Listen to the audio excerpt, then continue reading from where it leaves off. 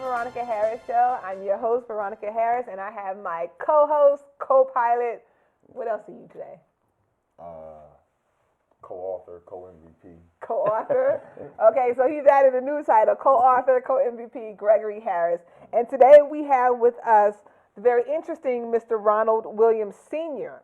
He is a retired police officer of Washington, D.C., correct? That's correct. Washington, D.C., and he's going to inform us about martial arts. We're going to talk a lot about martial arts. And his particular style that he teaches or you practice is Shorin-ryu. That's correct, Shorin-ryu. And the place that you practice called Shorin-kan.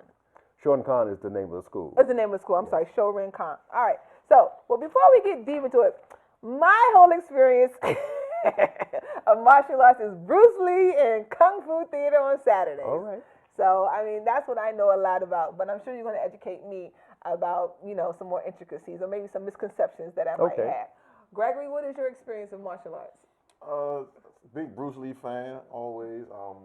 My rival, well, in middle school, the only guy that was pretty much close to me athletically was in the martial arts. So, we duked it out a lot. We had a lot of battles. Willie Gallion, he was big in martial arts, and he was the only one that could stand up to me. I didn't bully you fighting in school? Nah, let me tell mommy. You got to hold your place on that athletic pedestal. PE class, dominating everything. Oh, okay. And, just like me. I was always the fastest one. I beat the boys and the girls. I was just had to maintain your status. Had to maintain that status. He was in the karate, so he was some competition. So who won? I wish I'd have got into it. Oh, really? But one time we fought, it was a draw. We both threw a punch at the same time and hit each other's belt buckle, and we called it a draw. All right, called it a draw. All right, well, let's talk about Mr. Ronald Williams Sr. Konnichiwa. Konnichiwa. Ogenki desu ka? Desu ka? Okay, and that was Japanese for anyone who didn't know. And the reason why we're speaking Japanese today, or at least he is speaking more than I am, is because you have spent close to 46 years training and going back and forth to Japan. That's correct. And specifically, you said Okinawa. Okinawa.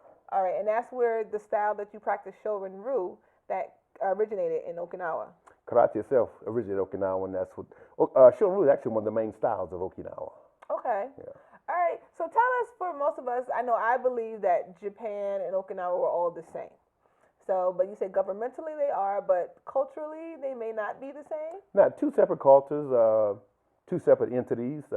Even elder Okinawans have a separate language they speak called Hokkien. But different altogether. We find Okinawa people are more of a homely, warm, friendly people, and we look at the Japanese being more professional, kind of upright. Okay, Yeah. Well, interesting. So as we learned from your bio, 46 years training in martial arts. That's a long time. Long time. You hold a 7th degree black belt in Shorin-ryu. That's correct. Correct. And you also have a 5th degree black belt in Taekwondo, although you don't practice Taekwondo as much as you used to? Not anymore. Difficult. Taekwondo kicks were up here. Shorin-ryu kicks down here. Much easier. Much easier. All right. And you also have a 7th degree black belt in Okinawa. Kobudo. Kobudo is the weapons of Okinawa. What's interesting about that fact there, the organization I belong to, the Shorin-ryu Shorin-kan, 2 years ago, I became the first American to be promoted to Kiyoshi Nanadan, master teacher in weaponry in that organization. All right, yes, because it did say right here, Renshi Rokudan or Kiyoshi Nanadan. Yeah, Renshi Rokudan was the rank and title I had prior to being promoted to the next level. Okay. Which you go from Renshi to Kiyoshi. Renshi is a advanced teacher. Kiyoshi is a master teacher. All right. So, Gregory, before I jump into my next question, is there anything else you want to say? I would like to know, you ever had to put it into practice on someone? How many people have you beat up? Actually, one time on the police department, a gentleman was acting a fool. I tried to get him calmed down. He grabbed me in the collar. I grabbed him, swept his feet from under him. He went down on the ground. I handcuffed him. 99% of the time, I diffused that fight verbally. Okay. And then we're going to talk a little bit about martial arts, because even though martial arts is about fighting, there's a fighting style. There's many different fighting styles. But usually the teachers or the instructors are telling their students that really that's the last resort, to go into physical contact. Is that correct? That's correct. Let's look at the term karate and what it means. Kata and te. Kata means empty, te means hand. Empty hand. Yes. And we look at when you extend your hand out to help someone, it's normally an empty hand to help them or to shake their hand. So karate is all about helping people. Oh, okay. Yeah. All right. So helping people, I know we say, let's continue on that. Helping people, we know there's the physical aspect, maybe the mental discipline, but what else does karate do to help people? It helps people develop life skills.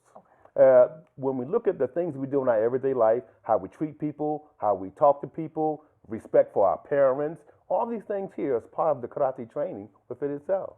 Okay. And you've actually segued into another good point when you talk about the concepts or the helping people out through their everyday life of concepts and principles that people want to live with. Your philosophy on life is called, your philosophy of life is based on a commitment to excellence. That's correct. You want to explain a little bit more about that? That commitment to excellence means that we put 100%, 110% in everything that we do from every angle, every aspect of it. So there may be something that someone may have a problem getting themselves indoctrinated to do. So we encourage that person to keep them uplifted and encouraged to whatever. I like the saying that Jesse Jackson said, that if the mind can conceive it, you can achieve it. Right. It's the same principle that we put into our young people that we teach. All right. And you did have a long career teaching young people. You used to be, before you retired, the Chief Instructor and Founder of the Metropolitan Police Boys and Girls Martial Arts Association? Oh, yes, that was a fantastic journey. Yeah. Teaching kids from age 4 up to age 18. A lot of the young kids, strangely enough, became police officers and law enforcement by the time I retired from the police department. Well, that's actually interesting because Gregory and I are both educators in our own right. I teach health and physical education, and Gregory also. Yeah, health and physical education. And we're also both coaches. He's more of a coach than I am at this point, but we definitely like to talk about, the different principles. And I think in our next segment, we're going to talk a little bit more about some of the principles that teach that transcends both martial arts and regular education. Okay. And we're also going to get a little bit more, talk about Bruce Lee for all of us at Kung Fu Theater. So hopefully you'll stay tuned and watch us when we come back with Mr. Ronald Williams Sr.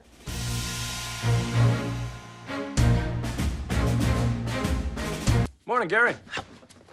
We are GetSchooled.com. You want a college education, don't you? You know you do. That's why we're here. We're free and here to guide you through every step of the way, starting with attendance. Gary, financial aid forms.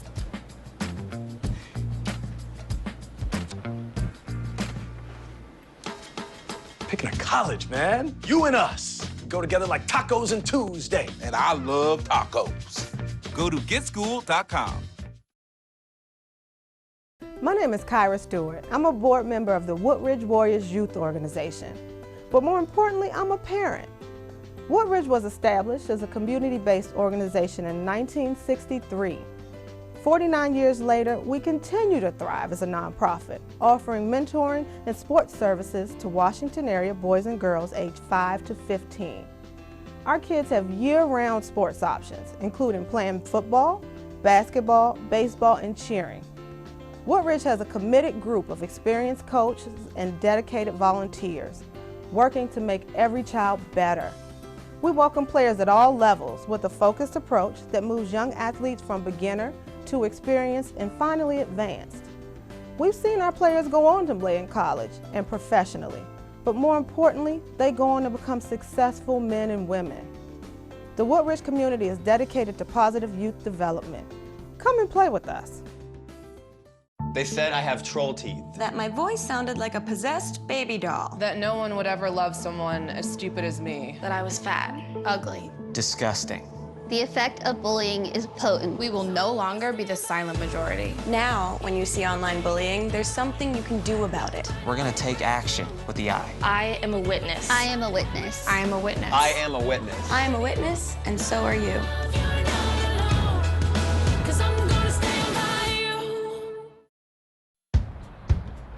We taught him how to hit a baseball, how to hit a receiver, the strike zone, the net. You taught him how to hit the upper corner.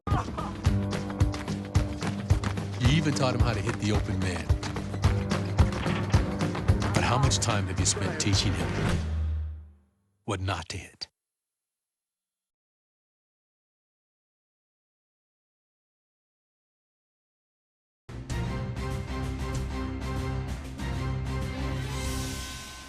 Hi, and welcome back to the Veronica Harris Show. I'm your host, Veronica Harris, with my co-author today, Gregory Harris, and we're here with Mr. Ronald Williams Sr., okay, a very talented martial arts instructor. And right now we want to talk a little bit about training and the different training regimens that you had and your work with young people. All right, Gregory, I know you wanted to start off with that. Yeah, you're a seasoned teacher, and you have you say 33 years experience, something like that, 46? 46. I've just been doing it for a very little bit of time now. So I would like to learn from you all right now. Okay. Dealing with young kids, and I imagine that sometimes, you know, getting into martial arts, you get a lot of kids with discipline problems sometimes. A few questions. One, how long does it take to break habits? What are some of the techniques or tactics you use, you know, to break these kids down and to get them to receive the information? And just talk about, you know, what all goes into, you know, training young kids. Oh, I love that question. My Boys and Girls Club is located in Southeast Washington, dealing with the kids. And Southeast had a bad reputation at that time for the kids. And trying to get them calmed down, the first thing I did, I have them sit down on the floor, turn the lights off, and just have them just sit quiet for 5 minutes. Sit quiet. Then we start, and that calmed them down a little bit. The second thing was getting to know each kid individually, not treat them as a class, but as an individual. So taking the time to talk, know that child by name, know a little bit about that child, and spend some time one-on-one making eye contact, talking to that child. It's almost like in order to get something done effectively, a relationship had to be developed. The relationship was between teacher, student, or senpai and kohai. Senpai being the senior, kohai being the student. Once a relationship was developed, then I can get that child to do mostly anything. It got to the point that we had such a relationship with the child, if the child would act up, the parent would say, I'm going to tell Sensei Williams on you. So that was the foundation, developing that relationship with the child. And we also turned our young kids into young student teachers as well. Really? Yeah. Oh, very good. Well, a lot of what you said I can definitely relate to, because in my teaching practice, one of the first things that I do is I make it a point to learn their names, first and foremost. I'm not going to say, hey, you girl, no. What's your name? You know, I'm going to find the name. And the second thing that I do, first day, I always have them do an autobiography. Because I tell them that I don't know you, but I need to know you. Because this is the way I'm going to help develop the class that's going to be more focused around you. And talk. And I find that when I'm teaching, I will talk about subjects or their hobbies, things, and I'll bring it out of the blue, and they'll look at me like, oh, you just, Ms. Harris, yes, I read these things, and I get to know you in this relationship. And when I was coaching, one of my things that I did is I always had a meeting. And that's where I gave my little life lessons. That's just what they called it. And some of my assistants were not happy about that, but I felt it was important because that was my way to connect with them. We're going to sit down, we're going to talk, and if it takes 5 minutes, that's great. Try to keep it, you know, quick. But if it took a little bit longer or something, you know, that's what we did. But I always made sure that I got around to talk to I had 50 kids, but I knew all of them, and I talked to all of them in terms of my coaching, as well as I heard that Greg Popovich, who I like as a NBA basketball coach, before practice, he talks to every player, you know, just to get to know them, see how they're feeling, what's going on, and that's about developing that relationship. So what you say makes a lot of sense. Now, Mr. Williams. Yes. In trying to, you know, break habits, I believe my daughter's class, I put her in the karate class one time, and I remember the sensei hitting them with a cane, tapping them with a cane. And you always hear the slogan, spare the rod, spoil the child. Did you have to use those type of tactics in your class? I never believed in the old style, traditional way. I didn't like it coming up, and the things that I didn't like, I wasn't going to teach that same manner. I taught the way that I thought I should have been taught. So if you took that, because coming up and learning karate, teacher would show me something, he'd walk away, come back 10 minutes later, would show me this. I forgot. I just showed you 10 minutes ago. So he got upset with me. So that made me become patient. And I hadn't used all those tactics there, operating outside the box, outside of the traditional way that karate is taught. I take the time and get on my knees and talk to that individual and show them this is what I need you to do. But the tapping the hands, give me 50 push-ups, I didn't like it as a student, and I don't do it as a teacher. Okay, very good. Now, you mentioned a great point. You said outside the box, traditional outside. Bruce Lee was big on that. Yes. He was very big on doing things outside of the box or upsetting the elders, as you have said, as you mentioned to me before. What else? How else do you take that concept into your teaching, or what you found in your martial arts? Well, the way I take it, I look at the way that I'm taught while I'm in Okinawa. I get back to the U.S. and I look at ways that I can improve to make that move better. Now, they may show me a particular technique that has 5 movements in it. I say, I can get that move done more efficiently doing 3 moves. And so I break it down to 3 moves, be more efficiently. But by them looking at it, they don't know that I made the change. So I made the adapt and how it works for me. And when I teach, I look at the size of the individual, the weight, the structure, and teach according to that. So everything I do, I teach based on concepts and principles all the time. And I'm always looking for ways to make it better. And when I teach, I tell the students, particularly black belts, have your mind always in a state of evolving on everything that you do. So if I teach you something, a technique, and you come back next week and you show me something else different, that's great. Now you can add that to what you've already been taught. Very good. Very good. So I find that very fascinating. And as a teacher, definitely something that can be used, carry over into the educational, just regular school education, ways of teaching too as well. Do you find that martial arts transcends, or can, not necessarily transcends, but can be incorporated into traditional education practices? Well, let's look what happens in Korea, Japan, Okinawa. Martial arts is a part of the school curriculum, big in school. Really? As a matter of fact, it's mandatory. Even with the police departments, it's mandatory to take martial arts. So it's a big part of the school training altogether. And the two go hand in hand, I believe. And here we have, politicians trying to get rid of physical education in the classroom. So, if it's something that's a big part of the culture over there and it's part of the educational system, then why can't it be such as here too? Like, why are we trying to get rid of it? I understand reading and writing and science, that's all great. We need that, and that's very good. But some of the practices and concepts that you're talking about can definitely help enhance it, as well as, anytime make it better. Constantly evolving, as you would say. The 3 of us know the importance of connecting the mind and body together. Correct. That's right. So if the body is relaxed, free, no pain, it has an effect on one's thinking ability as well. Yeah. Very good. Anything that you wanted to say, add on that? Because you had a question. I'm thinking about what you were saying, how you cut the lights off, and I'm imagining doing that with my class. And as soon as the lights go off, I know I got kids, making farting sounds and clearing their throat, doing everything just to be disruptive. Did that happen with your classes? And if so, how'd you deal with it? Well, before doing that, had to lay down the foundation of how things are going to be done. I'm an easygoing teacher, but a firm and strict teacher at the same time. Let them know what I will not tolerate and what will happen if you violate my rules and regulations. You sound just like me. You got to lay down that foundation. That's right. You got to lay it down, because if you don't have that foundation, you cannot build a house on a weak foundation. But I think if you let students know what you will tolerate or what you won't tolerate, they'll step up and they'll do what you need them to do.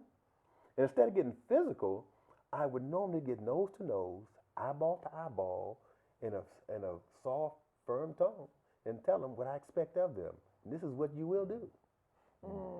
I call it the 2 choices. I give you 2 choices. I say you can either do it this way or you can either do it that way. Which one do you want? Usually, they don't want any of my choices. But anyway, this has been a very fascinating conversation. It's been a very good conversation. I learned a lot. You learned a lot? Yeah. I learned a lot too. Okay, so now I have here in my hand a red and white panel belt, as they call it. And you have your 7th degree black belt in Shorin-ryu. And apparently, I know for myself, I always thought black belt was the highest. But there's more. There's more. As they say in the infomercial, but there's more. That's right. So could you please explain to us what more is? Now, in the style of Okinawa Shorin-ryu, from your first degree until your sixth degree, it's a solid black belt. Okay. The only thing that goes on that belt is your name and your style. Now, some styles will have. Hold on, so in the showroom, all you have is a black belt, but it's changed because you get your name and different things on it. Is that what it is? Well, the reason why they have the name on the belt is so they can know who you are. Okay. So when they come up to you, they can look at your belt and see just who you are. And that's my name right there. Oh, that's your name in Japan. Okay, so like they said, and there's more. So after you get to your 7th degree black belt, then what happens? Well, as far as this belt comes. Well, a different responsibility is expected of you as far as expertise in your training. We classify a person as an instructor or a teacher. At this level, you get a teacher's license as well. The instructor is the one who barks off the commands, but the teacher is the engineer who breaks things down in detail. The teacher is the one who adds something new to the system itself to make the system even better. Oh, okay. So the teacher is more like the practitioner, and you could say the instructor does more visionary research, that. Let me break it down like this. Okay. The instructor is the drill sergeant. Oh, okay. Yeah. I got it. And then the teacher is the engineer. Got it. Yeah. All right. Look at it that way. You got any questions about this? Looks like you could take it off and you can use it as a weapon almost. Oh yeah. Kind of sturdy. It's kind of sturdy. It's thick, yeah. Oh, you can't. Yeah. Oh, you could. You can. Mm-hmm. Well, this is great. And so this black belt for you, it represents what? It designates of being a senior in the system itself. The rank, when this belt means Kyoshi. Kyoshi translates into master teacher. When people see this belt, they know you're either a 7th degree or an 8th degree, one or the other. Okay. And what's the highest degree in the Shorin? The highest degree would be called Hanshi Judan. Ju is 10, Dan is black belt. And it would be a solid red belt. That is the highest in the system. And normally the person that holds that rank would have to be at least 65 or older. Wow. So they put you based on time in? Time in and age. Wow. You can have the time in, but you don't have the age. So you have to be like 65 for retirement age is like you have to have 65 in order to get this belt? At least 65, they expect that. Wow. Because now we've gone to the top of the system now, and so many things expected of you. So if you're 50 and you win a red belt, people are not going to have any respect for you. Say that youngin' with a red belt. 50 and you're young. Yeah. Now, my sensei in Okinawa, Shigeru Nagasato, is 94 years old. He just stopped teaching. Wow. In Okinawa, they will teach until the day they die. And that's between 95 and 100. Okinawa has the largest amount of centurions in the world. Yes, and that's based on research. Yes, Okinawa has the largest amount of people over 100 years. That's right. And that's definitely. I teach that with my health class, so I know that to be true. And I know you can't wear a belt you haven't earned. What they do if they catch you with a belt that you ain't earned? Haven't earned. Well, I can tell you, back in the day, they used to send people to different schools to see what you were doing and check out your credentials. If your credentials didn't line up a certain lineage, they would shut you down. Wow. They were serious with the game. Yeah. All right. Well, this has been very, very interesting, and thank you so much for sharing this wonderful information with us. So we want to talk about this part is the What is Veronica Thinking portion of the show, and this is how we wrap up, and it's usually about our life lessons. And then in honor of you, we want to talk about today's life lesson is going to be like water. I know Bruce Lee was big on that. That was one of his famous phrases was to be like water. So when I like to tell people, when you be like water, you need to be flexible. You need to be adaptable. You know, when things happen, you can't get upset. If you ever think about water, water is a very strong substance. It can go through rocks. It can go through sand. It's able to carve out the Grand Canyon.